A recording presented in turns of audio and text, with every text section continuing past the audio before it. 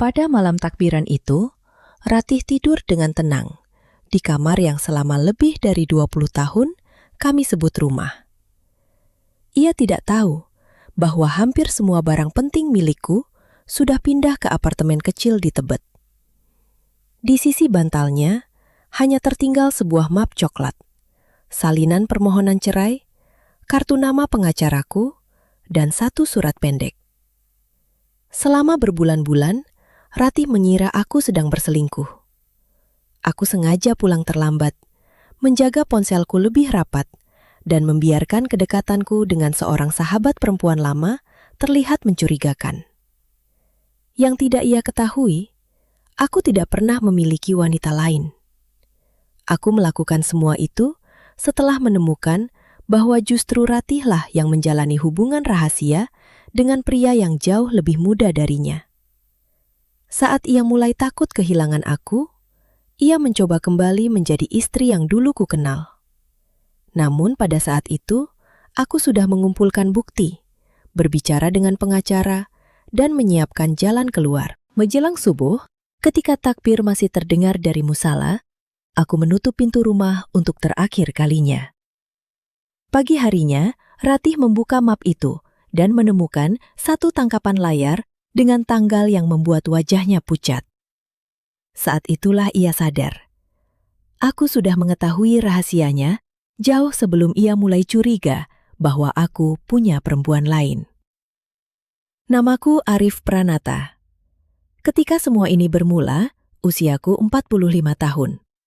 Aku tinggal di Bekasi bersama istriku, Ratih Kusumawardani, di sebuah rumah 2 lantai yang kami bangun perlahan dari tabungan, bonus kerja, dan cicilan yang terasa tidak pernah selesai.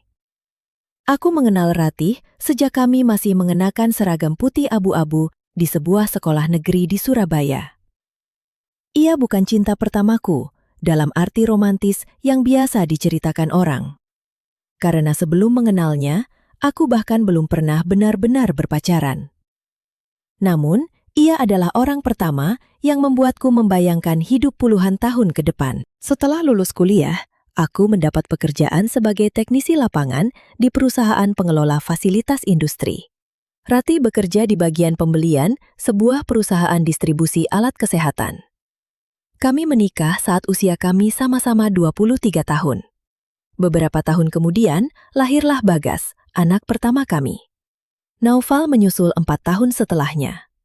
Bagas sudah tinggal sendiri bersama tunangannya di Jakarta Selatan ketika cerita ini terjadi. Naufal masih tinggal bersama kami, tetapi sudah kuliah. Keduanya cukup dewasa untuk memahami bahwa orang tua mereka bukan pasangan sempurna. Tetapi selama bertahun-tahun, mereka juga melihat kami sebagai pasangan yang sulit dipisahkan. Aku pun berpikir begitu. Kami pernah mengalami masa-masa ketika uang sangat sempit.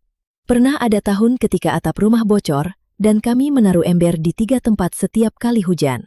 Pernah Ratih kehilangan pekerjaannya selama beberapa bulan, dan aku mengambil lembur hampir setiap malam. Pernah pula aku ditugaskan keluar kota berminggu-minggu, sehingga kami bertengkar karena ia merasa membesarkan anak sendirian.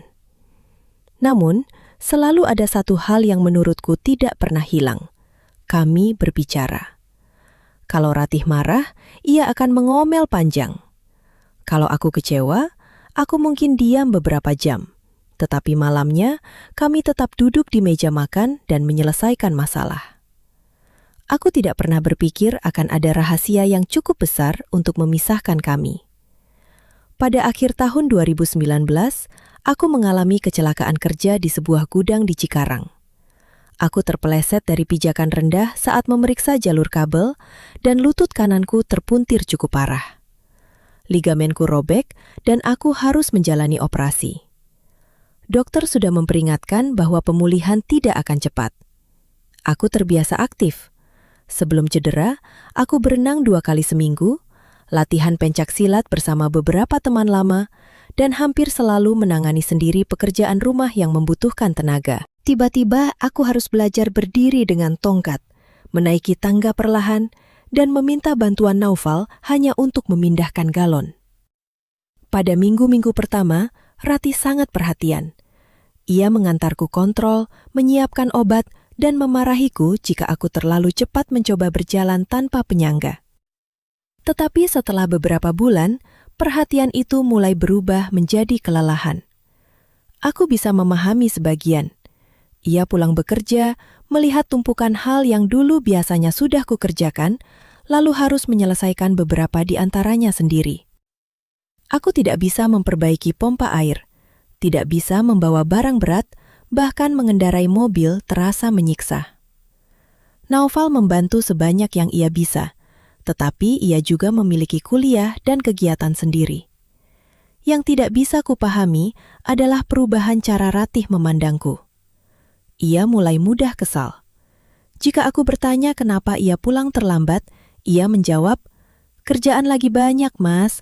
Jangan semua hal harus dijelaskan satu-satu." Kalimat seperti itu sebenarnya kecil. Namun setelah lebih dari 20 tahun hidup bersama, kita tahu kapan nada pasangan berubah.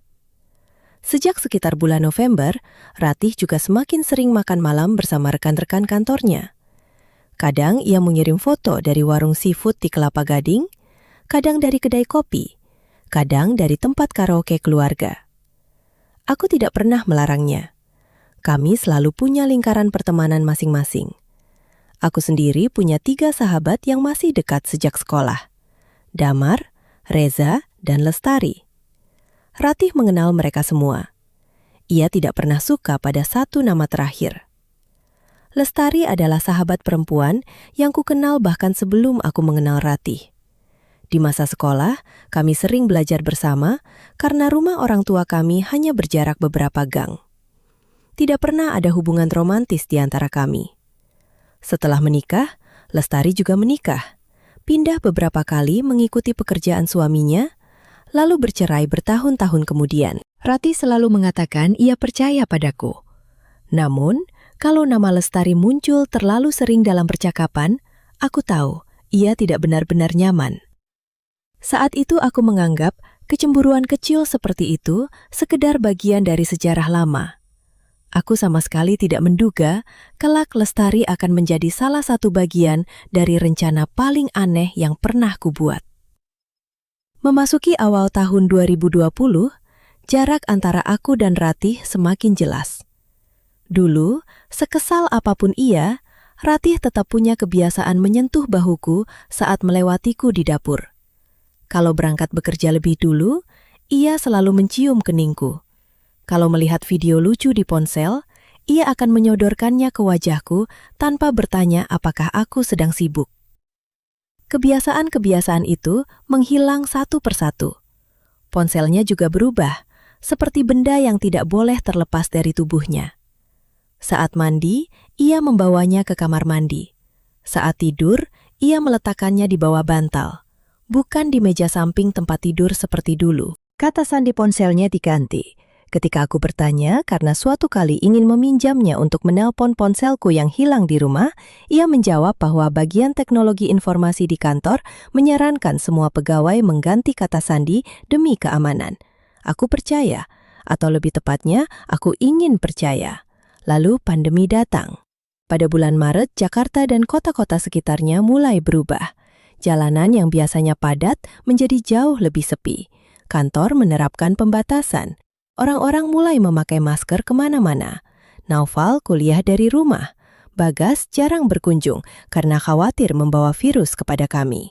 Pekerjaanku termasuk bidang yang tetap harus berjalan, karena aku menangani fasilitas untuk beberapa gudang obat dan bahan kebutuhan pokok.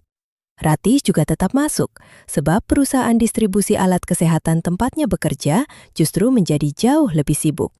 Kebetulan pada waktu yang hampir sama, dokter mengizinkanku kembali bekerja dengan batasan tertentu. Lututku belum pulih sempurna, tetapi aku sudah bisa berjalan tanpa tongkat. Setelah berbulan-bulan terkurung di rumah, kembali memakai sepatu kerja, rasanya seperti mendapat sebagian hidupku kembali. Ratih mulai pulang jauh lebih terlambat. Pada awalnya, alasan itu masuk akal. Pesanan alat kesehatan melonjak. Timnya harus berkoordinasi dengan pemasok dan rumah sakit. Aku bahkan merasa bersalah karena sempat kesal saat ia datang lewat tengah malam. Namun keterlambatan itu terjadi hampir setiap hari. Ia sering pulang 3-4 jam lebih lambat daripada jadwal biasa. Begitu tiba di rumah, ia langsung mandi. Setelah itu, ia duduk sebentar bersama Naufal atau menonton televisi denganku. Tetapi pikirannya seperti berada di tempat lain. Kami hampir tidak pernah berbicara, lebih dari beberapa kalimat sebelum ia tidur.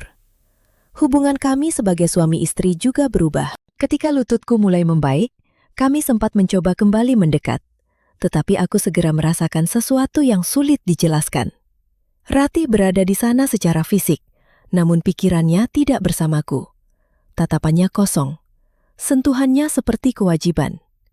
Untuk pertama kali dalam hidupku, aku bertanya kepada diri sendiri, apakah istriku mencintai orang lain? Aku menolak pikiran itu selama beberapa minggu. Aku membuat 1000 alasan untuknya. Ratih kelelahan. Ratih stres. Ratih takut tertular penyakit. Ratih sedang memikirkan pekerjaan. Ratih mungkin kesal karena selama pemulihan aku terlalu bergantung kepadanya. Semua alasan itu terdengar masuk akal kalau dipikirkan satu persatu. Masalahnya, semuanya terjadi bersamaan. Suatu malam pada awal April, aku membuka Facebook di laptop. Aku jarang menggunakannya, tetapi Ratih sangat aktif. Aku melihat foto-foto lama dari acara kantor, makan malam sebelum pandemi, dan beberapa pertemuan kecil bersama rekan kerja. Di banyak foto, muncul seorang pria yang belum pernah kutemui. Namanya Aldi Mahendra. Usianya sekitar 30 tahun, dan bekerja sebagai perwakilan penjualan untuk salah satu pemasok yang sering berurusan dengan bagian pembelian Ratih. Dalam satu foto, ia berdiri di belakang Ratih dengan tangan di bahunya. Dalam foto lain, mereka duduk berdampingan, terlalu rapat menurutku untuk dua orang yang hanya berhubungan karena pekerjaan. Aku mencoba menertawakan kecemburuanku sendiri, lalu aku mengklik profil Aldi. Akun itu tidak bisa kubuka. Awalnya kupikir ia mengatur privasi ketat. Aku mencoba melalui akun damar saat kami sedang berbicara lewat panggilan video beberapa hari kemudian. Dari akun damar, profil Aldi terlihat. Dari akunku, tidak. Pria yang belum pernah kukenal itu memblokirku. Aku duduk lama di depan layar setelah menyadarinya. Seseorang yang tidak pernah berbicara denganku, tidak pernah bertemu denganku, dan seharusnya tidak punya alasan mengetahui keberadaanku secara pribadi, ternyata cukup mengenalku untuk memblokir akunku. Malam itu aku tidak tidur. Aku mulai memperhatikan hal-hal yang sebelumnya kulewatkan. Ratih sering menerima pesan larut malam. Ia tersenyum kecil saat membaca ponsel, lalu ekspresinya berubah begitu melihat aku memandang. Ia mulai menggunakan parfum ketika hanya mengatakan akan mampir sebentar ke kantor. Ada struk parkir pusat perbelanjaan di Jakarta Utara pada malam ketika ia mengaku lembur di kantor Bekasi. Aku masih belum memiliki bukti, tapi untuk pertama kalinya, aku tidak lagi merasa sedang berprasangka. Aku merasa sedang berdiri di depan sebuah pintu yang selama ini tertutup. Dan semakin lama aku menatapnya, semakin aku yakin ada sesuatu di balik pintu itu yang akan mengubah hidupku. Beberapa hari kemudian, jawabannya datang bukan karena aku membobol ponselnya, bukan karena mengikuti mobilnya, dan bukan karena menyewa detektif. Ratih sendiri yang tanpa sengaja membukakan pintu itu. Kami memiliki sebuah laptop keluarga yang jarang dipakai sejak Naufal membeli laptop baru untuk kuliah. Pada suatu sore, aku menyalakannya untuk mencari dokumen garansi pompa air. Ketika peramban terbuka, satu tab WhatsApp web muncul otomatis. Akun Ratih masih masuk. Aku hendak menutupnya. Lalu sebuah pesan masuk dari Aldi. Hanya satu kalimat. Aku masih ingat semalam. Jangan bikin aku menunggu sampai akhir pekan.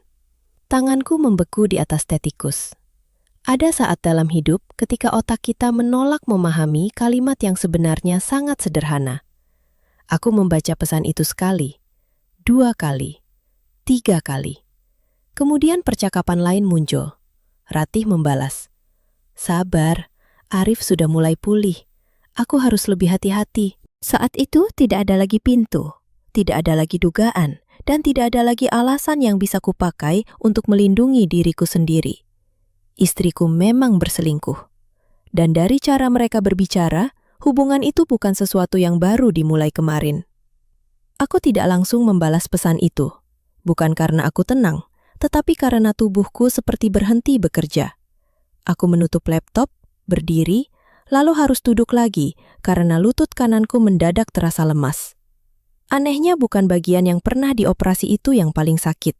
Dadaku terasa seperti ditekan dari dalam.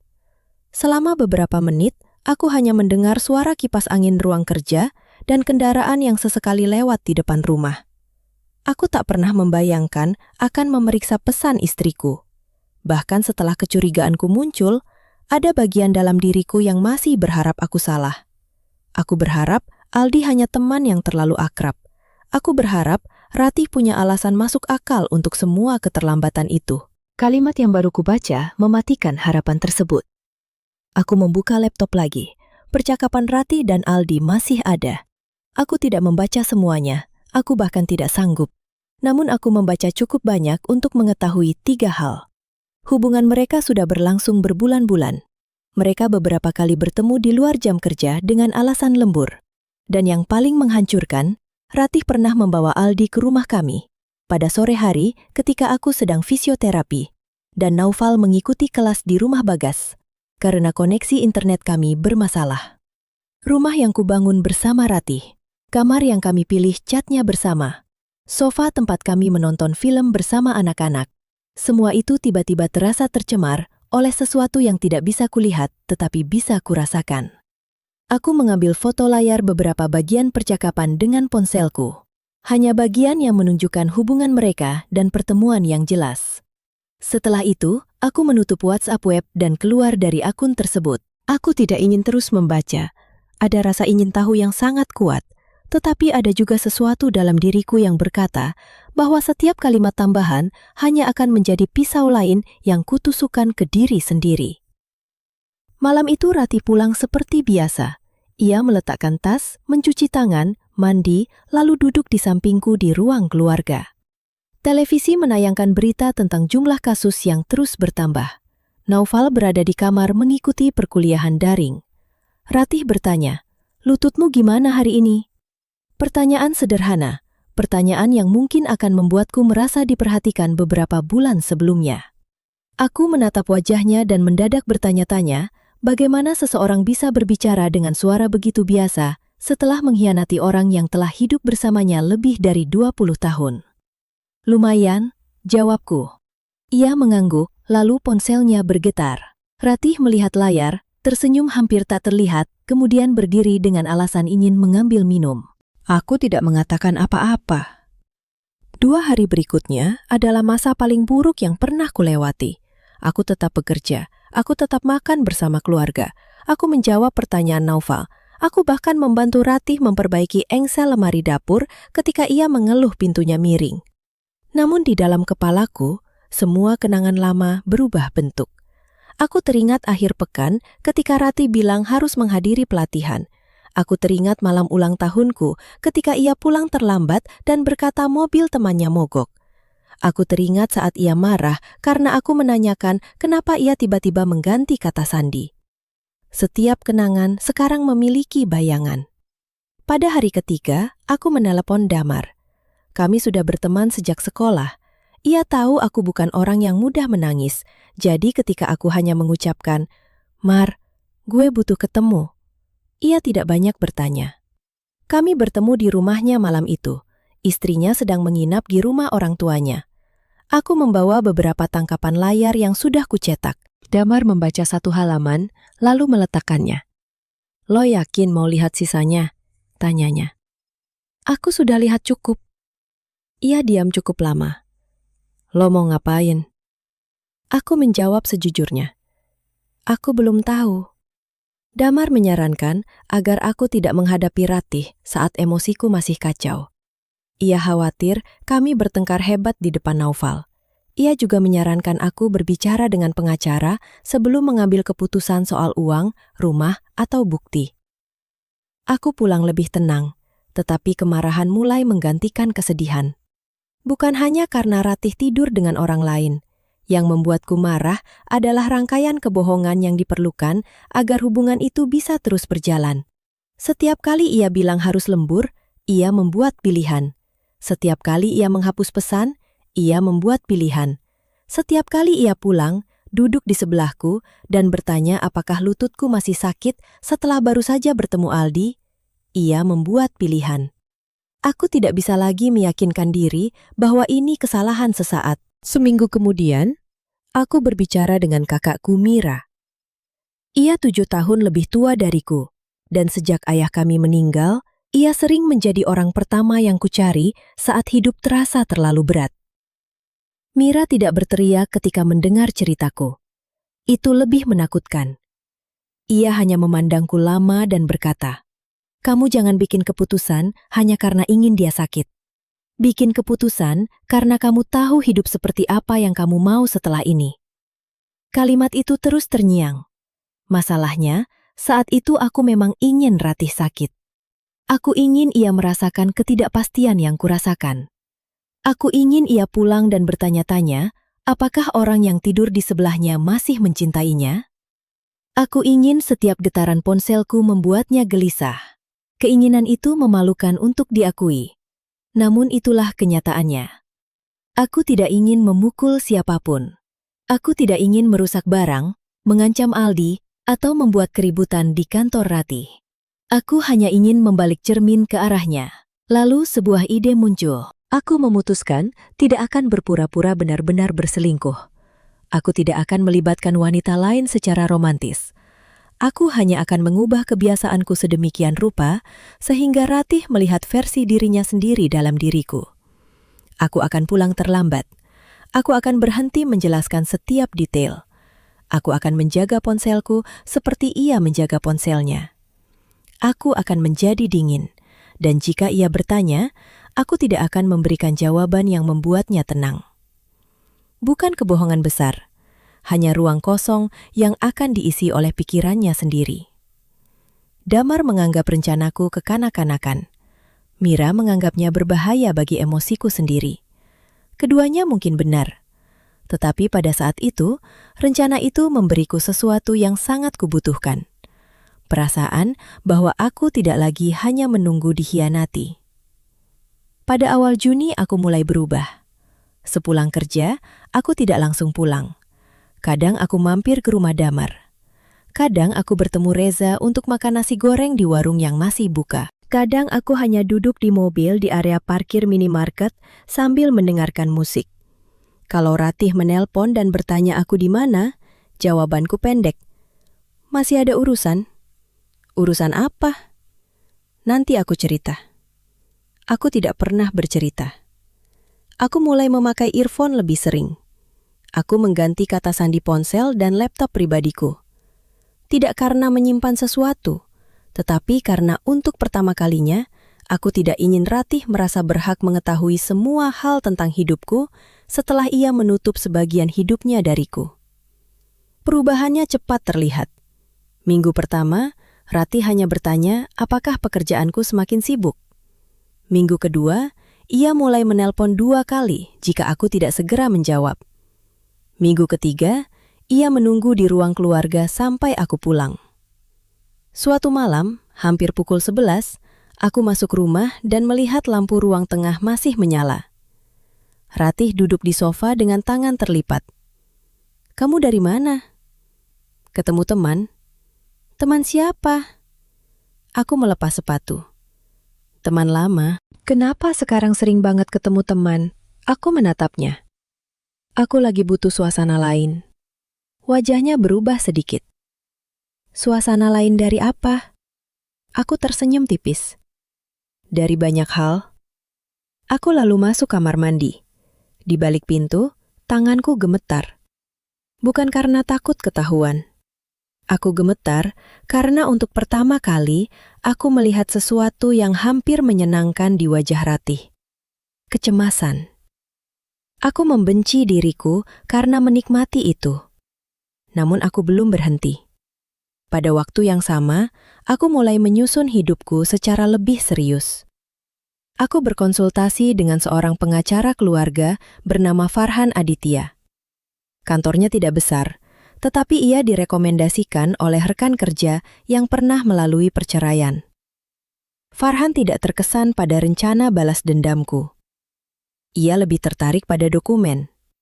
Ia meminta akta nikah, dokumen rumah, daftar aset bersama, catatan penghasilan, dan bukti hubungan Ratih yang sudah kumiliki. Karena kami menikah secara Islam dan tercatat di KUA, proses perceraian nantinya harus melalui pengadilan agama. Farhan menjelaskan bahwa jika aku memutuskan mengajukan cerai talak, pengadilan tetap akan memanggil Ratih dan menyediakan proses mediasi. Ia juga memperingatkan bahwa urusan rumah, kendaraan, tabungan, dan kewajiban lain harus dibicarakan secara legal, bukan dibereskan sendiri saat marah. Jangan pindahkan uang bersama sembarangan, katanya. Kalau tujuan Bapak keluar dari perkawinan dengan bersih, jangan ciptakan masalah baru. Aku mengikuti nasihat itu. Aku membuka rekening pribadi baru untuk gaji berikutnya, tetapi tidak mengambil uang yang sudah menjadi harta bersama tanpa kesepakatan. Aku membuat daftar aset. Aku menyimpan salinan dokumen penting. Aku mulai menghitung apakah aku mampu menyewa apartemen kecil sambil tetap membayar bagian kewajibanku di rumah sampai proses selesai. Perencanaan praktis itu anehnya membuatku lebih tenang. Sementara itu, Ratih semakin gelisah. Ia mulai lebih sering memasak makanan kesukaanku. Ia mengirim pesan siang hari hanya untuk bertanya sudah makan atau belum. Ia kembali menyentuh lenganku saat berbicara. Beberapa kali, ia mencoba mendekat ketika kami tidur. Aku menolak dengan alasan lutut, lelah, atau banyak pikiran. Ada ironi yang begitu pahit. Saat aku benar-benar kesakitan karena operasi, ia menjauh dariku. Sekarang, setelah ia takut aku menjauh, ia mendadak mengingat semua cara untuk menjadi istri yang perhatian. Pada pertengahan Juli, Ratih bertanya langsung, "Kamu marah sama aku?" Kami sedang sarapan. Naufal sudah masuk kamar untuk kuliah daring. "Kenapa tanya begitu?" "Karena kamu berubah." Aku mengaduk kopi. "Semua orang berubah." "Bukan begitu. Kamu kayak nggak ada di sini." Aku ingin mengatakan, sama seperti kamu beberapa bulan terakhir. Tetapi, aku menahannya. Aku hanya berkata, mungkin aku lagi capek. Ia menatapku cukup lama, sampai akhirnya mengangguk.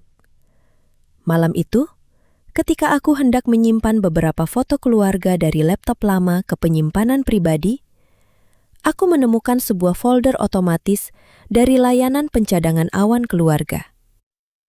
Ratih pernah mengaktifkan sinkronisasi foto bertahun-tahun lalu agar gambar anak-anak tidak hilang. Sebagian foto dari ponselnya masih masuk ke sana. Aku tidak mencari foto intim. Aku tidak ingin melihatnya. Yang kutemukan justru lebih berguna. Ada foto 2 cangkir kopi di sebuah hotel bisnis dekat Bandara Soekarno-Hatta. Ada foto tangan Ratih memegang tiket parkir pada hari ia mengaku lembur. Ada swafoto bersama Aldi di dalam mobil, hanya setengah wajah mereka terlihat, tetapi waktunya tercatat jelas. Aku menyimpan salinan. Bukti-bukti itu tidak memberiku kepuasan. Setiap file justru terasa seperti batu kecil yang menambah berat di dadaku. Lalu satu sore, ketika aku sedang menunggu fisioterapi, Aldi mengirim permintaan mengikuti akun Instagram baruku. Aku menatap namanya dan tertawa pendek. Mungkin ia ingin melihat apa yang sedang kulakukan. Mungkin Ratih sudah bercerita bahwa suaminya berubah. Mungkin ia penasaran, apakah aku benar-benar punya wanita lain? Aku tidak menerima permintaan itu. Namun saat itu, aku menyadari sesuatu. Rencanaku bekerja lebih baik daripada yang kuinginkan. Ratih tidak hanya curiga. Kecurigaannya sudah masuk ke hubungan rahasianya sendiri.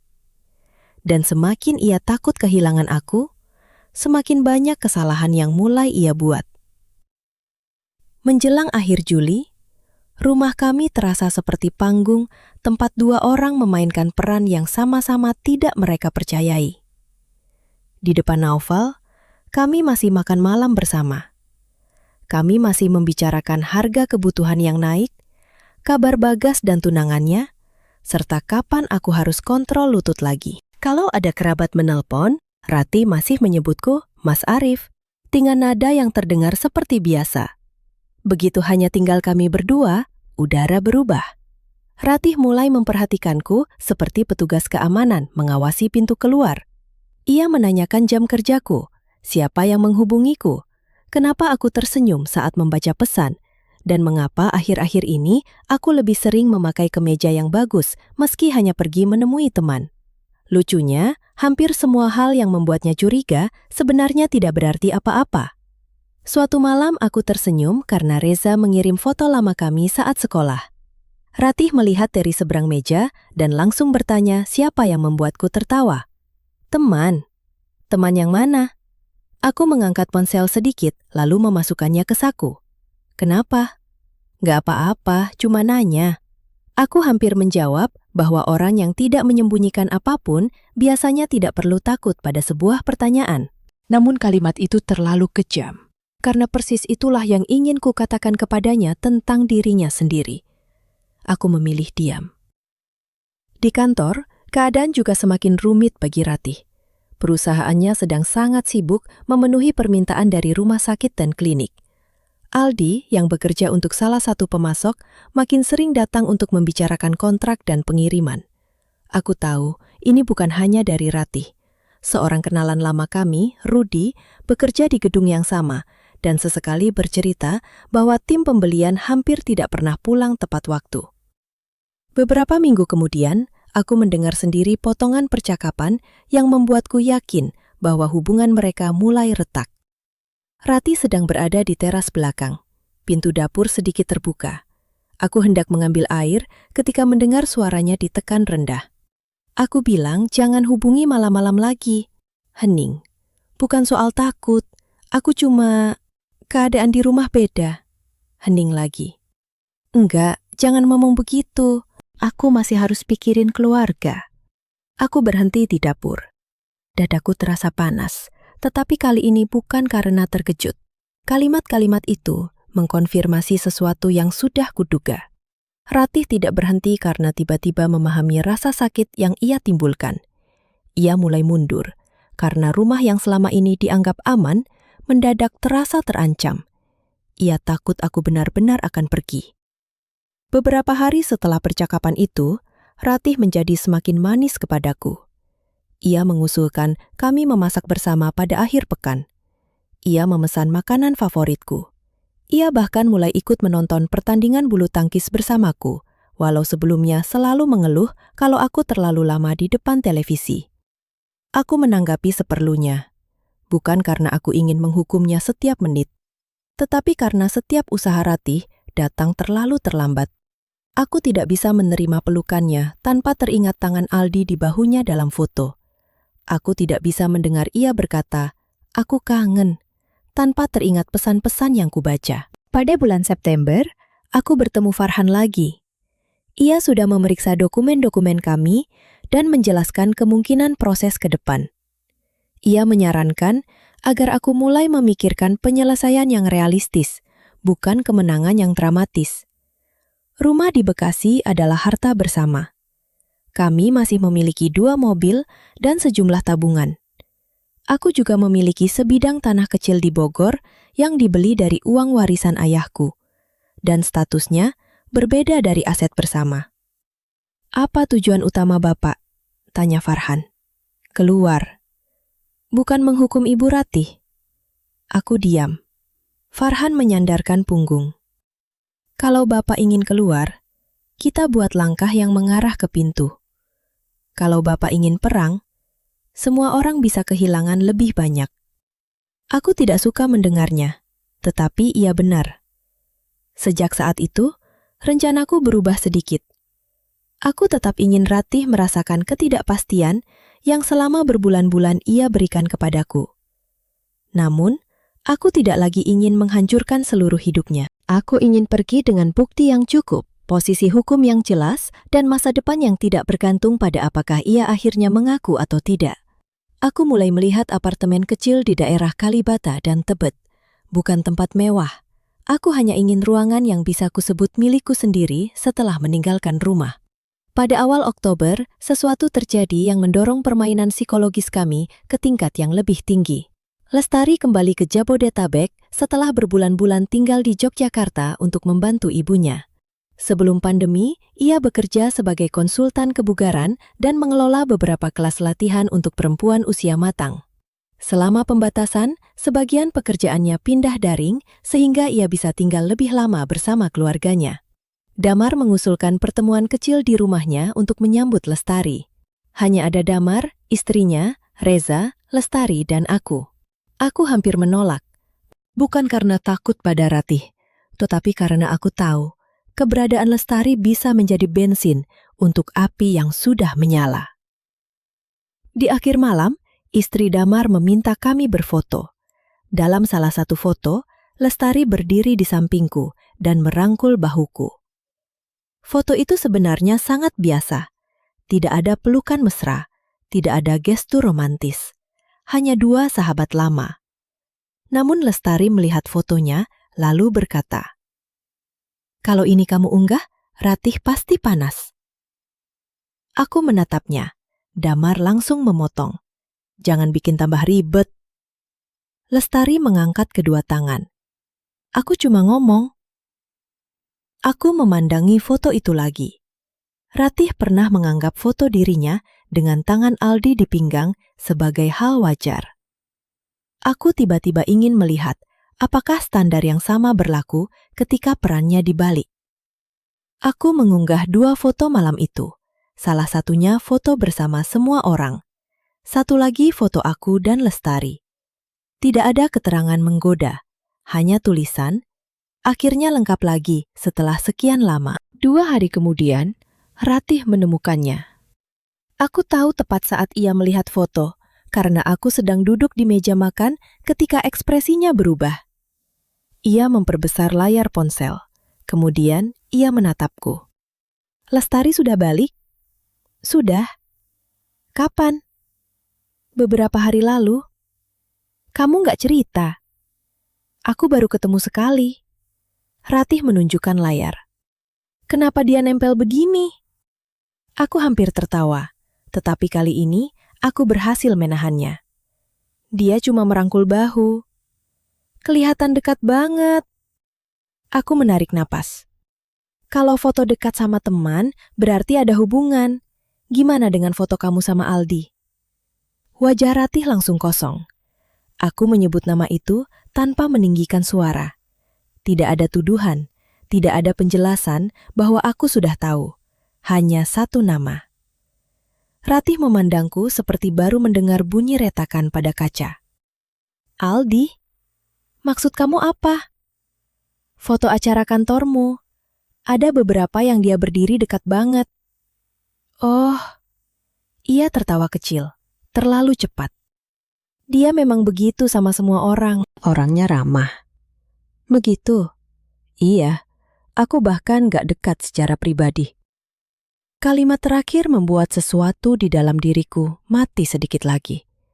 Aku sudah tahu ia berselingkuh, tetapi menyaksikannya berbohong langsung sambil menatap mataku tetap berbeda. Aku tersenyum. Ya sudah, berarti foto aku sama Lestari juga nggak masalah. Dia juga cuma teman lama. Ratih tidak menjawab. Malam itu ia tidak tidur cepat. Aku tahu, karena beberapa kali ia berjalan ke ruang keluarga, lalu kembali ke kamar. Sekitar tengah malam, ia akhirnya masuk ke ruang kerjaku. "Aku boleh tanya sesuatu?" "Boleh." "Kamu ada hubungan sama Lestari?" Aku menatap layar laptop tanpa menjawab. "Arif." Aku berbalik. "Kalau aku bilang enggak, kamu percaya?" Pertanyaan itu membuatnya terdiam. Seharusnya ia bisa menjawab iya tanpa berpikir. Selama lebih dari 20 tahun, aku tidak pernah memberinya alasan untuk tidak percaya. Tetapi sekarang, ia sendiri tahu betapa mudahnya seseorang mengatakan tidak sambil menyembunyikan sesuatu. "Aku pengen percaya," katanya pelan. Aku mengangguk. "Bagus." "Jadi enggak?" Aku tersenyum tipis. "Aku capek, Ratih." Aku menutup laptop dan berjalan melewatinya. Aku tidak membantah, aku tidak mengaku. Aku membiarkan pikirannya melakukan sisanya. Beberapa hari berikutnya, Ratih mulai kehilangan kendali atas ketenangannya. Ia beberapa kali menanyakan apakah aku masih mencintainya. Aku selalu menjawab dengan cara yang berbeda. Kadang, aku masih di sini. Kadang, kita sudah lama bersama. Kadang hanya, kenapa tiba-tiba tanya begitu? Tidak satu pun jawaban itu benar-benar menjawab pertanyaannya. Aku sadar aku sedang memainkan permainan yang bisa melukai kami berdua. Namun, Ratih juga mulai mengatakan hal-hal yang tidak pernah ia katakan selama berbulan-bulan sebelumnya. Ia meminta maaf karena bersikap dingin selama pemulihan lututku. Ia mengaku terlalu sibuk bekerja. Ia berkata, "Aku takut kita kehilangan sesuatu." Aku bertanya, "Sesuatu apa?" Ratih tidak bisa menjawab. Pada suatu malam, ia mendekat ketika aku sedang mencuci piring dan memelukku dari belakang. Tubuhku langsung kaku. "Aku mau kita baik lagi," bisiknya. Aku melepaskan tangannya dengan lembut. Aku belum tahu baik itu seperti apa sekarang. Ratih menangis untuk pertama kalinya di depanku sejak semua ini bermula. Aku hampir menyerah. Bukan menyerah pada rencana, menyerah pada kemarahan. Ada bagian kecil dalam diriku yang ingin menoleh, memeluknya, lalu berkata bahwa aku tahu semuanya, dan mungkin kami masih bisa memperbaikinya. Lalu aku teringat percakapan di laptop. Aku masih ingat semalam. Arif sudah mulai pulih. Aku harus lebih hati-hati. Aku tidak memeluknya. Beberapa hari kemudian, aku mendengar Ratih kembali berbicara di telepon di teras. Kali ini suaranya lebih tegas. "Aku nggak bisa lanjut." Hening. "Bukan karena ada orang lain. Aku cuma mau beresin rumah tanggaku." Hening lebih panjang. Aku bilang cukup, Aldi. Ratih menutup telepon dan berdiri cukup lama di sana. Aku melihat dari dapur tanpa mendekat. Untuk sesaat, aku bertanya apakah ini yang selama ini kuinginkan. Ia mengakhiri hubungan itu. Ia memilih rumah tangga. Namun pertanyaan yang lebih jujur muncul setelahnya. Apakah seseorang layak mendapat kembali kepercayaan hanya karena ia berhenti berkhianat ketika takut ketahuan? Jawabanku tidak berubah. Tidak. Pada akhir Oktober, aku menandatangani perjanjian sewa apartemen kecil di Tebet. Unitnya tidak luas, tetapi bersih. Dari jendela kamar, aku bisa melihat atap-atap rumah dan sebagian jalur kereta di kejauhan. Aku membeli kasur, meja lipat, 2 kursi, dan ketel listrik. Aku tidak mengatakan apa-apa kepada Ratih. Farhan mulai menyusun permohonan cerai dan daftar dokumen pendukung. Aku memberikan bukti secukupnya. Tangkapan layar percakapan yang sempat terbuka di laptop keluarga, foto-foto tersinkron, catatan perjalanan yang relevan, dan beberapa pesan yang Ratih sendiri pernah kirim kepadaku tentang lembur pada tanggal yang sama. Farhan mengingatkan agar aku tidak menyebarkan materi pribadi ke publik. "Bukti itu untuk proses, bukan tontonan," katanya. Aku setuju. Itulah perbedaan besar antara rencana yang muncul dari kemarahan dan keputusan yang akhirnya kuambil dengan kepala dingin. Aku masih akan pergi tanpa peringatan panjang. Aku masih akan membiarkan Ratih mengira aku punya wanita lain sampai hari terakhir. Tetapi aku tidak akan menghancurkan hidupnya demi tepuk tangan siapapun. Aku hanya akan menempatkan kebenaran di tempat-tempat yang memang perlu mengetahuinya. Dan saat itu, tanpa Ratih sadari, hitungan mundur menuju kepergianku sudah dimulai. Bulan November datang bersama hujan yang hampir setiap sore mengguyur Jabodetabek. Atap garasi kami kembali bocor di satu sudut. Dan untuk pertama kalinya sejak operasi, aku bisa naik tangga kecil sendiri untuk memeriksanya. Ratih berdiri di bawah. "Hati-hati," katanya. Aku menatap ke bawah. Wajahnya terlihat khawatir. Dulu pemandangan seperti itu akan membuatku merasa dicintai. Sekarang aku hanya berpikir bahwa perhatian seseorang bisa benar dan kebohongannya juga bisa benar pada saat yang sama. Manusia ternyata mampu memegang dua hal yang saling bertentangan tanpa merasa dirinya sedang pecah. Hubungan Ratih dengan Aldi tampaknya benar-benar berakhir. Aku tidak punya akses ke pesan pribadinya lagi dan memang tidak ingin mencarinya. Namun perubahan perilakunya cukup jelas. Ponselnya tidak lagi bergetar sepanjang malam. Ia lebih sering meletakkannya di meja. Beberapa kali Aldi menelepon saat kami berada di ruang keluarga dan Ratih membiarkan panggilan itu berhenti sendiri. Suatu malam ia bahkan berkata, "Ada vendor yang akhir-akhir ini bikin pusing. Aku mungkin minta dialihkan ke orang lain." Aku tahu siapa yang ia maksud. Aku menjawab, "Kalau bikin kerjaan gak sehat, ya bagus." Ratih menatapku, seolah sedang mencari makna tersembunyi di balik kalimat itu. Aku tidak memberinya apa-apa. Pada suatu akhir pekan, ketika aku hendak keluar, Ratih berdiri di dekat pintu. "Ketemu siapa?" "Damar sama yang lain." "Lestari ada." Aku memasang jam tangan. "Mungkin." Ratih menarik napas. "Arif, aku nggak nyaman." Aku menatapnya. "Kenapa?" "Karena aku tahu dia dari dulu suka dekat sama kamu. Kamu pernah bilang percaya sama aku." "Iya, tapi sekarang kamu beda." Aku hampir mengatakan, "Itu juga yang kurasakan tentangmu." Tetapi aku tidak perlu lagi mengatakannya. Ratih sendiri sedang hidup di dalam rasa yang dulu ia ciptakan untukku. Aku pergi tanpa menjawab. Malam itu Lestari justru memarahiku. Kami sedang duduk di teras rumah Damar ketika ia berkata, "Kalau tujuanmu cuma bikin Ratih cemburu, cukup. Jangan pakai aku terus sebagai bayangan." Aku terkejut. "Aku nggak pakai kamu." "Kamu memang nggak nyuruh aku apa-apa. Tapi kamu tahu, namaku bikin dia panas. Dan kamu sengaja nggak jelasin." Damar mendengar dari dalam dan tidak ikut campur.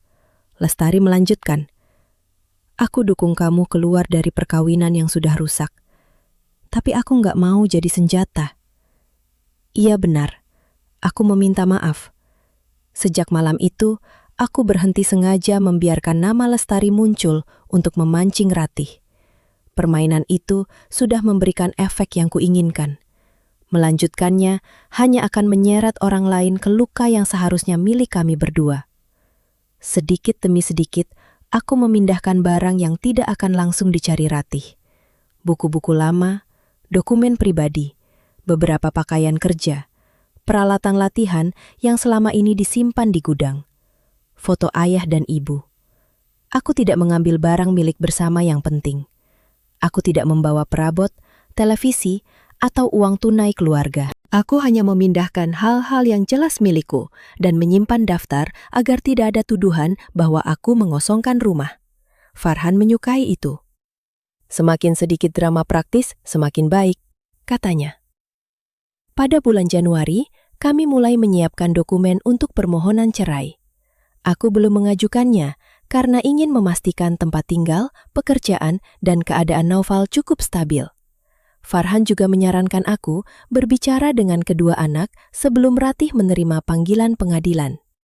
Itulah bagian yang paling kutakuti. Bagas datang ke rumah suatu malam pada awal Maret. Aku meminta Naufal duduk bersama kami di ruang kerja. Ratih sedang menghadiri rapat persiapan audit dan mengatakan akan pulang malam. Aku menutup pintu. "Ayah mau ngomong sesuatu. Kalian dengar sampai selesai dulu." Bagas langsung terlihat waspada. Naufal bertanya, "Soal kesehatan?" Aku menggeleng. Lalu aku mengatakan semuanya sesingkat mungkin. Aku tidak menunjukkan percakapan intim. Aku tidak membacakan pesan. Aku hanya mengatakan bahwa ibunya memiliki hubungan dengan pria lain selama berbulan-bulan. Bahwa aku memiliki bukti yang cukup. Bahwa hubungan itu tampaknya sudah berakhir. Dan bahwa aku tetap akan mengajukan cerai. Naufal berdiri dari kursinya. "Nggak mungkin." Aku mengangguk pelan. Ayah juga dulu bilang begitu ke diri sendiri. "Bunda?" "Iya." "Bunda yang tiap hari di sini?" Aku tidak tahu harus menjawab apa selain, "Iya." Bagas tidak bicara selama beberapa menit. Rahangnya mengeras. "Siapa orangnya?" "Itu bukan hal yang perlu kamu urus." Aku mau tahu. Untuk apa? Bagas menatapku marah. Aku berkata lebih tegas. Ini masalah antara ayah, bunda, dan orang itu.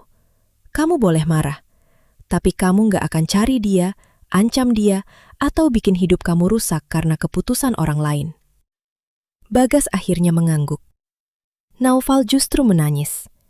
Ia baru beberapa bulan sebelumnya mengalami putus hubungan karena pacarnya tidak jujur kepadanya. Aku tahu berita ini menghantam bagian yang masih sensitif. Aku duduk di sampingnya. Dengar, apa yang Bunda lakukan ke ayah bukan berarti semua hubungan berakhir begini. Dan apa yang terjadi ke kamu juga bukan bukti bahwa semua orang akan mengkhianati kamu. Naufal mengusap wajah. Bunda tahu aku pernah ngalamin itu. Ayah tahu. Terus dia tetap. Ia tidak menyelesaikan kalimatnya. Malam itu, Bagas mengajak Naufal menginap di apartemennya. Beberapa hari kemudian, Naufal memutuskan tinggal di sana sementara. Aku setuju. Kami mengatakan kepada Ratih bahwa Naufal ingin lebih dekat dengan kampus dan membantu persiapan pernikahan Bagas. Aku tidak suka berbohong, tetapi Naufal sendiri belum siap menghadapi ibunya. Setelah anak-anak tahu, semua terasa bergerak lebih cepat. Aku memberitahu Mira. Aku memberitahu ibu. Keduanya sudah mengetahui masalah Ratih. Tetapi sekarang, mereka tahu tanggal rencanaku pergi semakin dekat. Aku tidak mengirim bukti ke seluruh keluarga. Aku tidak ingin hidup kami berubah menjadi tontonan di grup WhatsApp keluarga besar. Aku hanya menyiapkan 2 set dokumen, satu untuk pengacara, satu untuk diriku. Untuk Ratih, aku menyiapkan sebuah map ringkas berisi salinan bukti inti, bukan percakapan pribadi yang memalukan. Aku juga menulis surat. Surat itu jauh lebih sulit daripada permohonan cerai. Ratih, aku tahu tentang Aldi sejak April tahun lalu. Aku tahu tentang alasan lembur, hotel, pertemuan, dan kebohongan-kebohongan yang menyertainya. Aku tidak memiliki hubungan dengan Lestari atau perempuan lain. Aku membiarkanmu mengira demikian karena aku ingin tahu bagaimana rasanya bagimu ketika posisi kita dibalik. Itu bukan keputusan yang paling dewasa dalam hidupku, tetapi saat itu aku sudah terlalu hancur untuk berpura-pura semuanya baik-baik saja. Aku sudah memutuskan untuk mengakhiri perkawinan kita. Bukan karena aku membenci seluruh hidup yang pernah kita jalani, tetapi karena aku tidak lagi percaya pada hubungan yang kita miliki sekarang. Anak-anak sudah tahu, jangan paksa mereka memilih pihak. Semua urusan berikutnya akan melalui Farhan. Aku harap suatu hari nanti, kita sama-sama bisa hidup tanpa terus membawa kebencian ini. Arif. Aku membaca surat itu berkali-kali. Kalimat terakhir terasa seperti kebohongan saat pertama ditulis. Beberapa minggu kemudian, aku mulai mempercayainya. Memasuki Ramadan, suasana rumah menjadi semakin aneh. Ratih berusaha menciptakan kehangatan. Kami sahur bersama beberapa kali. Ia memasak kolak terlalu banyak. Ia membeli baju koko baru untukku dan berkata kami bisa memakai warna senada saat Lebaran. Aku menerima baju itu. Aku tidak tahu kenapa. Mungkin karena setelah bertahun-tahun bersama, sulit untuk menolak kebiasaan hanya karena masa depan sudah berubah. Mudik ke Surabaya tidak kami rencanakan karena situasi perjalanan dan pekerjaan belum benar-benar normal. Ratih terlihat kecewa, tetapi juga lega karena kami akan menjalani Lebaran di rumah. Ia tidak tahu aku justru memilih momen itu untuk pergi. Pada minggu terakhir Ramadan, permohonan cerai talak selesai disiapkan. Farhan akan mengajukannya segera setelah libur Lebaran. Aku menyimpan salinan di map coklat bersama suratku dan beberapa bukti. Di halaman pertama bukti, aku menaruh tangkapan layar pesan yang pertama kali kulihat di WhatsApp web. Aku masih ingat semalam, jangan bikin aku menunggu sampai akhir pekan. Di bawahnya ada balasan Ratih. Arif sudah mulai pulih, aku harus lebih hati-hati. Tanggal pada tangkapan layar itu menunjukkan bahwa aku mengetahui semuanya jauh sebelum Ratih mulai curiga aku punya perempuan lain. Itulah hal yang ingin kutinggalkan untuknya, bukan foto memalukan, bukan hinaan, hanya tanggal. Bukti bahwa ketika ia mencoba menyelamatkan rumah tangga, berbulan-bulan kemudian, aku sudah mengetahui alasan sebenarnya mengapa rumah tangga itu retak. Malam takbiran tiba. Dari musala di ujung kompleks, terdengar takbir melalui pengeras suara. Anak-anak kecil berlari di jalan dengan lampion sederhana. Tetangga mengirim ketupat dan opor. Ratih tampak lebih ringan daripada biasanya. Kami makan bersama. Ia bahkan tersenyum dan berkata, "Besok kita video call sama mama ya?" Aku mengangguk. "Ya." Setelah makan, Ratih duduk di sebelahku di sofa. "Arif? Setelah lebaran, kita ngobrol serius ya?" "Tentang apa?" "Tentang kita." Aku menoleh. Ratih menatapku dengan mata yang tampak lelah. "Aku tahu beberapa bulan ini aku banyak salah. Aku nggak tahu kamu masih mau apa enggak, tapi aku pengen benerin." Jantungku berdegup keras. Itu adalah kesempatan terakhir jika aku ingin membatalkan semuanya. Aku bisa mengeluarkan map. Aku bisa berkata, "Aku tahu." Aku bisa meminta penjelasan. Mungkin kami bisa menangis, berteriak, pergi ke konselor, lalu mencoba membangun sesuatu dari sisa-sisa kepercayaan. Namun ada satu pertanyaan yang sudah berkali-kali kujawab dalam hati. Kalau aku tidak membuat Ratih takut kehilangan aku, apakah ia akan berhenti dengan Aldi? Aku tidak tahu. Dan karena aku tidak tahu, aku tidak bisa tinggal. Aku berkata, "Setelah lebaran semuanya akan lebih jelas." Ratih menganggapnya sebagai harapan. Ia tersenyum kecil dan menyandarkan kepala di bahuku. Aku membiarkannya beberapa menit. Malam semakin larut. Ratih tidur lebih dulu. Aku menunggu sampai napasnya teratur. Setelah itu, aku masuk kamar, mengambil map dari tas kerja, dan meletakkannya di sisi bantal tempatku biasa tidur. Di atasnya, kutaruh ponsel lamaku yang sudah tanpa kartu aktif dan kartu nama Farhan. Aku tidak membungkus map seperti hadiah. Aku tidak menulis "Selamat Lebaran" di atasnya. Pada titik itu, aku tidak ingin mengubah akhir perkawinan kami menjadi lelucon. Aku hanya menaruh surat di paling atas. Lalu aku mengambil satu ransel terakhir. Sebelum keluar kamar, aku menatap Ratih. Aku mencoba melihat gadis berusia 17 tahun yang dulu menungguku di depan kelas. Aku mencoba melihat perempuan yang menemaniku ketika ayah meninggal. Aku mencoba melihat ibu dari kedua anakku. Semua wajah itu masih ada di sana. Dan mungkin itulah bagian tersulit. Orang yang mengkhianatimu tidak selalu monster. Kadang ia tetap orang yang pernah memasakkan sup saat kau sakit, tertawa pada leluconmu, dan tidur di sampingmu selama puluhan tahun. Itulah sebabnya pengkhianatan terasa begitu dalam.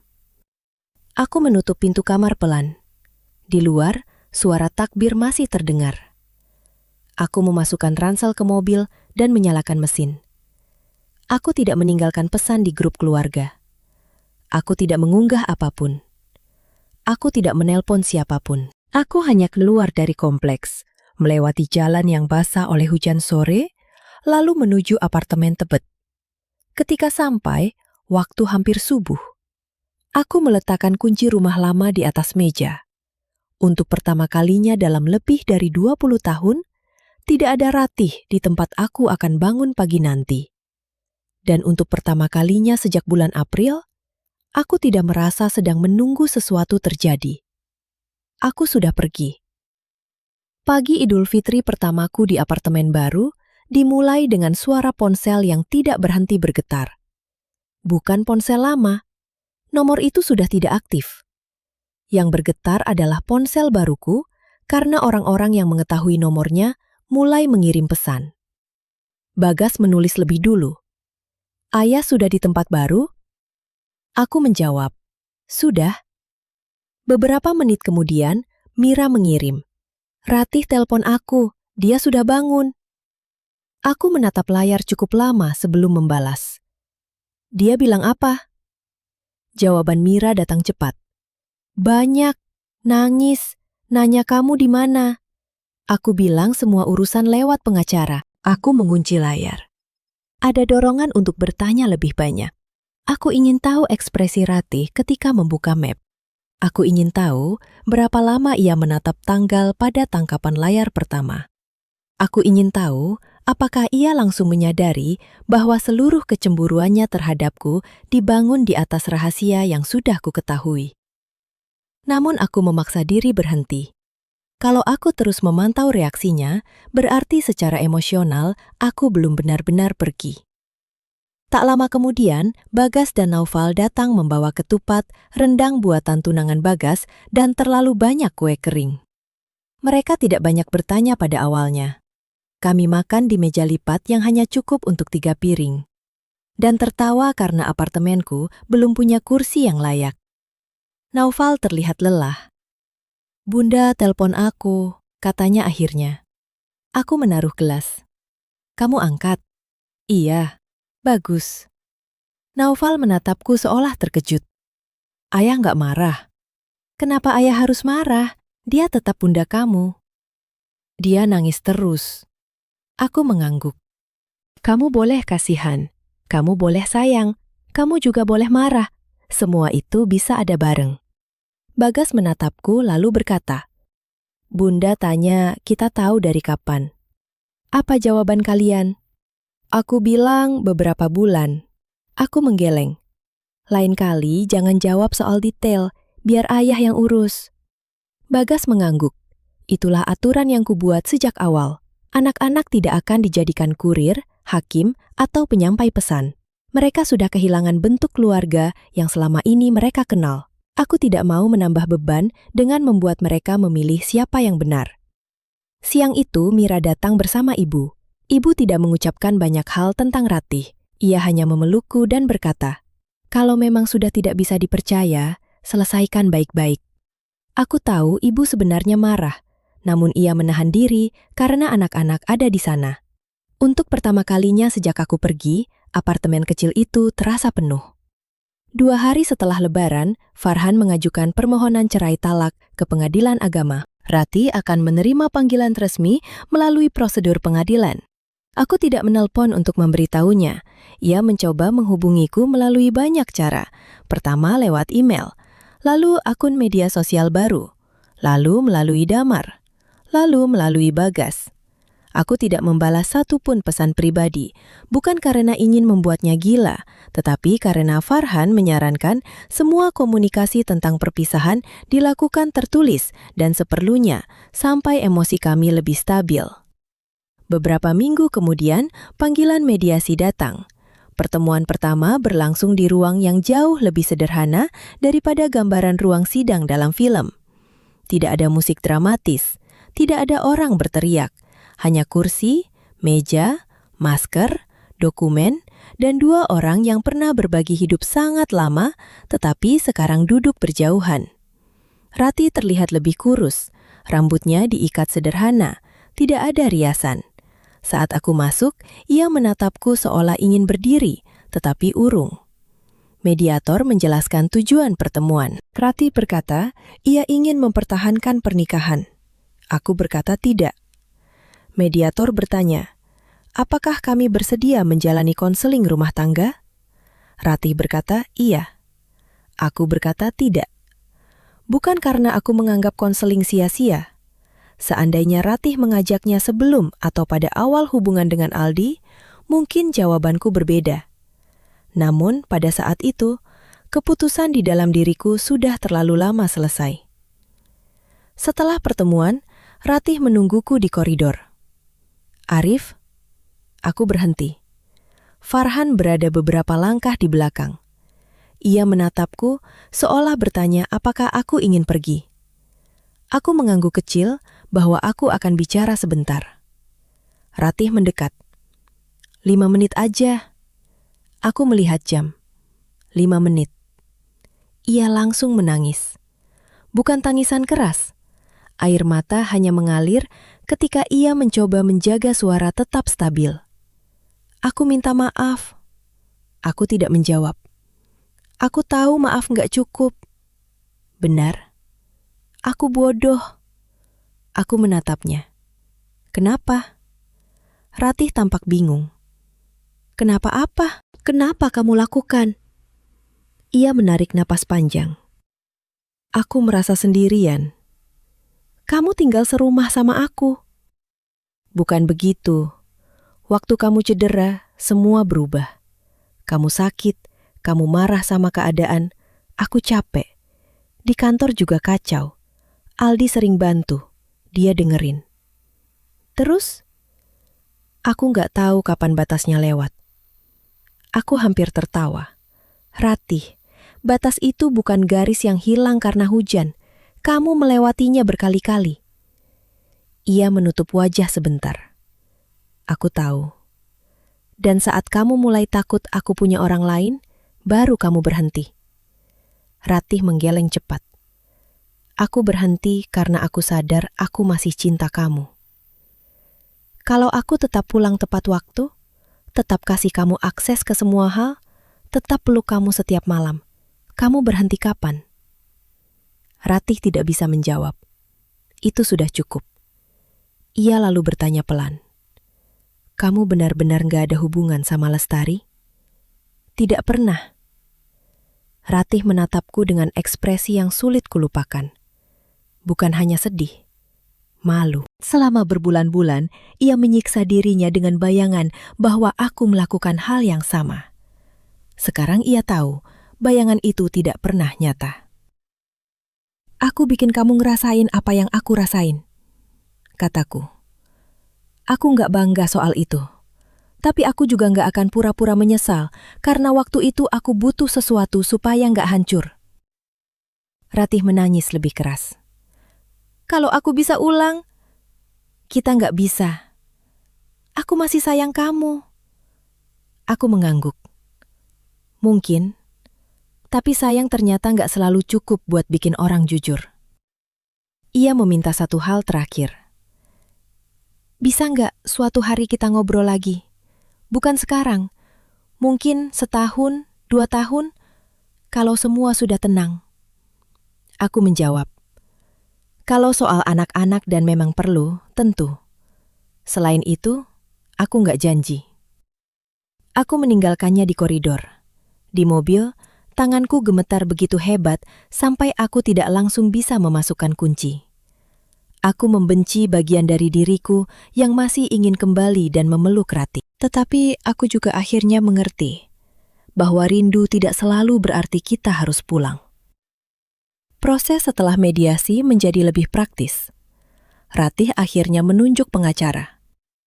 Kami mulai membahas rumah, kendaraan, tabungan, dan kewajiban lain melalui kuasa hukum. Aku tidak meminta rumah. Ratih awalnya ingin tetap tinggal di sana. Tetapi setelah menghitung biaya perawatan dan cicilan, ia setuju rumah lebih baik dijual dan hasil bersihnya dibagi sesuai kesepakatan. Aku mempertahankan mobil yang biasa kupakai bekerja. Ratih mempertahankan mobilnya. Tanah warisan di Bogor tetap milikku. Tabungan bersama dibagi setelah memperhitungkan beberapa kewajiban. Kami tidak berperang soal sendok, sofa, atau televisi. Justru semakin rapi proses praktisnya, semakin jelas bagiku bahwa pernikahan kami benar-benar berakhir. Sementara itu, masalah muncul di tempat kerja Ratih. Aku tidak pernah mengirim bukti perselingkuhan ke kantor. Namun, hubungan Ratih dengan Aldi ternyata sudah menimbulkan masalah lain yang tidak ku ketahui.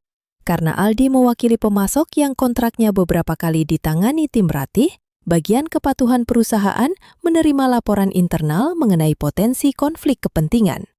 Ratih mengaku hubungan pribadi itu memang ada. Tidak ditemukan bukti bahwa ia menerima uang atau memanipulasi harga.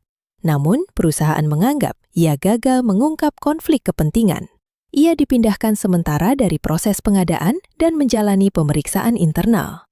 Aldi juga dicabut dari akun perusahaan Ratih oleh atasannya. Ketika mendengar hal itu dari Rudi, perasaanku aneh. Versi diriku beberapa bulan sebelumnya mungkin akan merasa puas. Sekarang aku hanya lelah. Aku tidak membutuhkan Ratih kehilangan pekerjaan untuk membuktikan bahwa ia salah kepadaku. Beberapa minggu sesudahnya, Bagas menelpon malam-malam. "Yah, Bunda di rumah sakit." Aku langsung berdiri. "Kenapa?" "Dia pingsan di kantor. Katanya serangan panik berat sama kelelahan." Tante Rina yang kasih kabar. Rina adalah adik Ratih. "Gimana kondisinya?" "Sudah sadar. Dokter bilang harus istirahat dan ketemu psikolog." Aku menutup mata. Bagas bertanya, "Ayah mau ke sana?" Pertanyaan itu tidak mudah. Aku tidak lagi menjadi suami Ratih dalam arti emosional. Tetapi proses hukum belum selesai. Ia tetap ibu dari anak-anakku. Mendengar ia terbaring di rumah sakit membangkitkan refleks lama dalam diriku. Namun aku tahu, kehadiranku bisa memberi harapan yang tidak akan kupenuhi. "Enggak," jawabku. "Tapi kalian boleh datang kalau mau. Bahkan menurut ayah, sebaiknya kalian datang." Naufal kemudian menelepon sendiri. "Ayah serius gak apa-apa kalau aku jenguk?" "Serius." "Takut ayah ngerasa aku belain Bunda." Aku menghela napas. "Naufal, dengar. Kamu gak pernah harus memilih ayah atau Bunda. Yang bercerai itu kami, bukan kamu." Ia diam. "Kalau kamu sayang Bunda, jenguk. Kalau kamu marah, ngomong baik-baik. Kalau kamu butuh jarak, ambil jarak.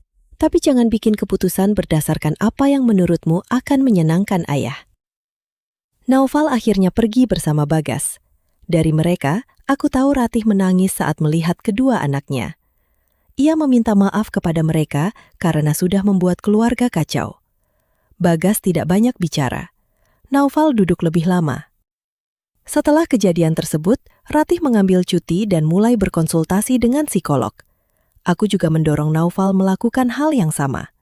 Ia sempat menolak karena merasa tidak sakit, sampai aku menjelaskan bahwa konseling bukan hanya untuk orang yang sakit. Kadang kita cuma membutuhkan tempat yang tidak punya kepentingan pribadi untuk membantu menata pikiran. Aku pun akhirnya mengikuti saranku sendiri. Pertemuan pertamaku dengan psikolog terasa canggung. Aku menghabiskan setengah sesi menjelaskan kenapa sebenarnya aku baik-baik saja. Psikolog itu lalu bertanya, "Kalau Bapak baik-baik saja, kenapa Bapak menghabiskan berbulan-bulan membuat istri percaya Bapak selingkuh?" Aku tidak punya jawaban yang bagus. Pada sesi-sesi berikutnya, aku mulai mengerti bahwa rencanaku memberi rasa kendali, tetapi juga memperpanjang hubungan emosionalku dengan pengkhianatan Ratih. Selama berbulan-bulan, hampir setiap keputusan yang kubuat masih berpusat pada bagaimana Ratih akan bereaksi. Untuk benar-benar bebas, aku harus berhenti membangun hidup sebagai respons terhadapnya. Lestari menjadi bagian penting dari perubahan itu, tetapi bukan seperti yang dibayangkan Ratih. Kami kembali berteman biasa. Suatu sore setelah sesi terapi, aku bertemu Lestari untuk minum kopi. Ia menanyakan kabar proses perceraian, lalu berkata, "Kamu kelihatan lebih ringan." "Apartemen kecil bikin dompet ringan." Ia tertawa. "Bukan itu." Kami duduk cukup lama. Sebelum pulang, Lestari berkata, "Nanti kalau semuanya sudah selesai, ada sesuatu yang mau aku omongin.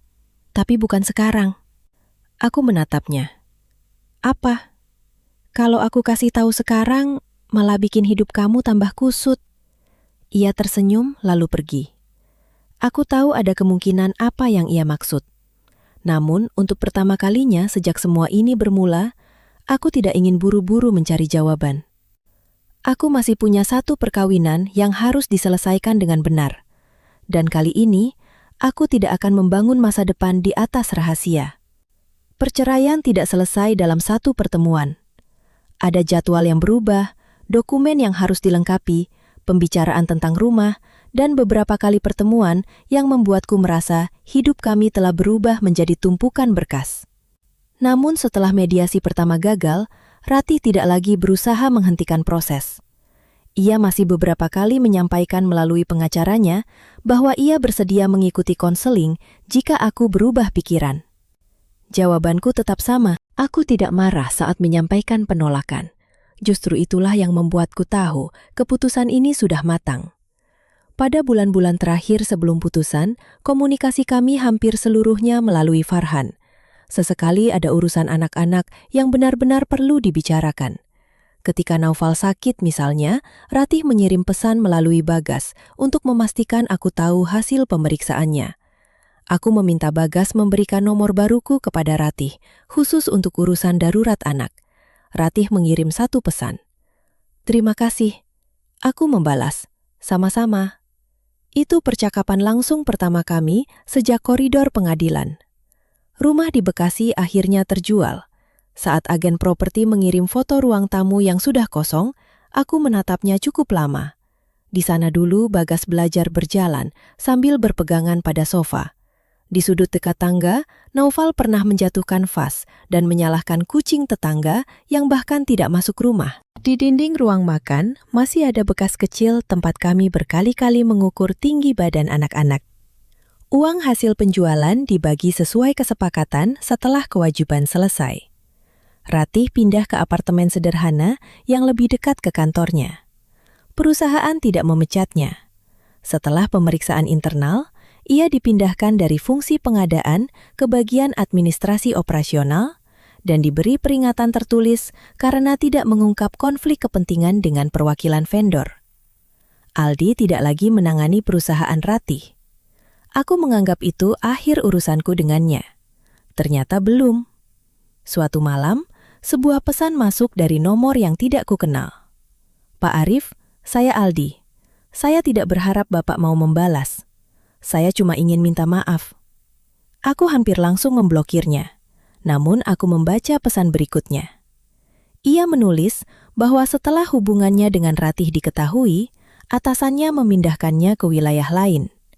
Ia tidak kehilangan pekerjaan, tetapi reputasinya di tim rusak. Orang tuanya juga mengetahui apa yang terjadi, karena Ratih pernah datang ke rumah mereka setelah hubungan kami terbongkar. Aldi mengatakan ibunya sangat marah. Ia juga mengatakan ia tidak akan menghubungi Ratih lagi. Aku menatap layar cukup lama sebelum akhirnya membalas. "Apa yang kamu harapkan dari permintaan maaf ini?" Jawabannya datang beberapa menit kemudian. "Saya nggak tahu. Mungkin saya cuma nggak mau jadi orang yang pura-pura semua itu nggak pernah terjadi. Kamu tahu dia menikah. Kamu tetap memilih lanjut. Itu bagian yang harus kamu tanggung. Aku tidak bisa memberi kamu pengampunan yang membuat semuanya terasa selesai. Kalau kamu benar-benar menyesal, pastikan kamu tidak melakukan hal yang sama pada keluarga orang lain." Aldi menjawab, "Saya mengerti." Aku memblokir nomor itu. Bukan karena takut ia menulis lagi, karena pembicaraan kami memang sudah selesai. Beberapa minggu kemudian, putusan perceraian akhirnya keluar. Farhan meneleponku pada siang hari dan meminta aku datang ke kantornya untuk mengambil salinan dokumen. Aku tiba setelah jam kerja. Ia menyerahkan map, menjelaskan beberapa hal administratif, lalu berdiri dan menjabat tanganku. "Selamat memulai hidup baru, Pak Arif." Aku tertawa kecil. Kalimatnya aneh. Memang. Aku masuk mobil sambil membawa map yang jauh lebih tipis daripada kumpulan masalah yang membawaku ke sana. Di lampu merah, aku mendadak menangis. Aku tidak malu mengakuinya. Aku menangisi masa sekolah kami. Aku menangisi malam pertama di rumah yang atapnya bocor. Aku menangisi kelahiran kedua anakku. Aku menangisi Ratih yang dulu. Dan mungkin aku juga menangisi versi diriku sendiri yang percaya cinta panjang otomatis berarti cinta aman. Namun setelah beberapa menit, tangis itu berubah menjadi rasa lega yang sulit dijelaskan. Aku tidak merasa menang. Aku merasa selesai. Malam itu Bagas dan Naufal datang ke apartemen. Kami memesan martabak dan makan terlalu banyak. Bagas mengangkat gelas teh manis dan berkata, "Buat hidup baru ayah." Aku menggeleng. "Buat hidup baru kita semua." Naufal tersenyum untuk pertama kalinya ketika membicarakan perceraian. Hubungannya dengan Ratih perlahan membaik. Ia masih marah, tetapi tidak lagi menolak telepon ibunya. Psikolog membantunya memahami bahwa ia bisa kecewa pada keputusan Ratih tanpa harus menghapus seluruh hubungan ibu dan anak. Bagas lebih tenang sejak awal. Ia menikah beberapa bulan kemudian dalam acara sederhana. Ratih hadir, aku juga hadir. Itu pertama kalinya kami berada di ruangan yang sama setelah perceraian resmi. Aku sempat takut suasananya akan buruk. Ternyata tidak, kami duduk di sisi berbeda. Ketika prosesi selesai, Ratih mendekat hanya untuk berkata, "Bagas bahagia." Aku mengangguk, "Iya." Ia menatapku beberapa detik. "Kamu kelihatan sehat. Kamu juga?" Itu tidak sepenuhnya benar. Ratih masih terlihat lebih kurus daripada dulu. Namun matanya tidak lagi seperti orang yang baru terbangun dari mimpi buruk. Ia tersenyum kecil. "Terima kasih, sudah nggak bikin anak-anak benci aku." Aku menjawab, "Mereka punya hubungan sendiri sama kamu. Bukan aku ngatur itu." Ratih mengangguk. Lalu kami kembali ke tempat masing-masing. Tidak ada pelukan, tidak ada permintaan maaf baru, tidak ada adegan dramatis. Dan entah kenapa, justru pertemuan singkat itu terasa seperti penutupan yang sebenarnya. Beberapa hari setelah pernikahan Bagas, Lestari mengingatkanku pada kalimatnya berbulan-bulan sebelumnya. Kami sedang minum kopi di Kemang ketika ia berkata, "Sekarang semuanya sudah selesai. Jadi, aku harus jujur." Aku tertawa. "Akhirnya." Lestari memutar cangkirnya. "Aku suka sama kamu sejak sekolah." Aku tidak langsung menjawab. Ia tertawa gugup. "Jangan pasang muka begitu. Aku nggak bilang aku nungguin kamu 20 tahun sambil duduk di bawah pohon." "Terus?" "Aku suka kamu dulu. Ratih datang, kamu jelas suka dia. Aku mundur, hidup jalan. Aku menikah, kamu menikah. Perasaan itu berubah jadi sayang sebagai teman. Setelah aku cerai dan kita dekat lagi, sebagian perasaan lama ternyata masih ada." Aku menatapnya. "Kenapa nggak bilang dari dulu?" "Karena kamu menikah." Jawabannya sederhana. Tidak ada pidato panjang. Tidak ada klaim bahwa ia lebih pantas daripada Ratih. Hanya 4 kata yang menamparku dengan cara yang aneh. "Karena kamu menikah." Itulah batas yang seharusnya begitu sederhana. Lestari melanjutkan. "Aku nggak mau jadi alasan kamu keluar dari pernikahan. Makanya aku tunggu sampai semuanya resmi selesai. Dan kalau kamu nggak merasakan hal yang sama, kita tetap teman." Aku menghela napas. "Aku nggak tahu apa yang aku rasakan." Ia mengangguk. "Jawaban yang sehat." Aku tertawa. Kami pergi makan, berjalan pagi, menonton film, kadang bertengkar soal hal kecil, kadang tidak saling menghubungi 2 hari karena sama-sama sibuk. Hubungan itu tumbuh dengan cara yang sangat berbeda dari dramaku dengan Ratih. Tidak ada rahasia. Jika Lestari bertemu mantan suaminya karena urusan keluarga, ia mengatakan kepadaku. Jika aku bertemu Ratih di acara anak, aku mengatakan kepadanya. Tidak ada kewajiban saling membuka seluruh ponsel. Justru karena tidak ada yang perlu disembunyikan, kami tidak merasa perlu mengawasi. Sekitar setahun setelah perceraian, Lestari dan aku memutuskan tinggal lebih dekat satu sama lain, tetapi tidak langsung menikah. Aku membeli rumah kecil di Depok dengan halaman yang cukup untuk beberapa tanaman dan ruang latihan sederhana. Lestari tetap memiliki tempatnya sendiri, meski hampir setiap akhir pekan ia datang. Mira sering mengejek bahwa kami bertingkah seperti remaja yang terlalu takut membuat keputusan. Aku tidak keberatan. Setelah hidupku berubah karena serangkaian keputusan yang diambil terlalu cepat dan disembunyikan terlalu lama, bergerak perlahan terasa mewah. Ratih juga membangun hidupnya kembali. Aku tidak meminta kabar tentangnya. Tetapi kadang, informasi datang melalui anak-anak. Ia tetap bekerja di perusahaan yang sama setelah masa evaluasi. Ia pindah ke unit yang tidak berhubungan dengan vendor lama. Ia menjalani konseling cukup lama. Beberapa teman yang sempat menjauh kembali berhubungan dengannya. Sejauh yang ku tahu, ia tidak kembali kepada Aldi. Suatu kali Naufal berkata, "Bunda bilang sekarang dia ngerti kenapa ayah pergi." Aku hanya menjawab, "Bagus kalau begitu." Naufal menatapku. "Ayah masih benci Bunda?" Pertanyaan itu membuatku berpikir lama. "Enggak, sudah maafin." Aku menatap halaman rumah baru. Ayah nggak tahu maaf itu bentuknya harus bagaimana. Ayah nggak mau balik. Ayah juga nggak lupa. Tapi ayah sudah nggak bangun tidur sambil marah. Mungkin itu cukup. Naufal tersenyum. Aku sadar itulah kemenangan sebenarnya. Bukan membuat Ratih cemburu. Bukan menghilang pada malam takbiran. Bukan membuat Aldi meminta maaf. Bukan mendapatkan rumah baru. Kemenangan sebenarnya adalah ketika nama Ratih tidak lagi mengendalikan detak jantungku. Kadang aku masih memikirkan malam ketika aku meninggalkan map di atas bantal. Kalau ditanya apakah aku bangga membuat Ratih mengira aku berselingkuh, jawabannya tidak sepenuhnya. Rencana itu lahir dari luka. Aku tahu sekarang bahwa ada cara yang lebih dewasa, menghadapi kenyataan, mencari bantuan, lalu pergi tanpa permainan. Namun jika ditanya apakah aku menyesal meninggalkan pernikahan itu, jawabanku jelas, tidak. Ratih membuat pilihannya ketika ia membuka pintu bagi orang lain dan menutup percakapan denganku. Aku membuat pilihanku ketika berhenti menunggu ia menjadi perempuan yang dulu. Kami berdua harus hidup dengan konsekuensi dari pilihan masing-masing.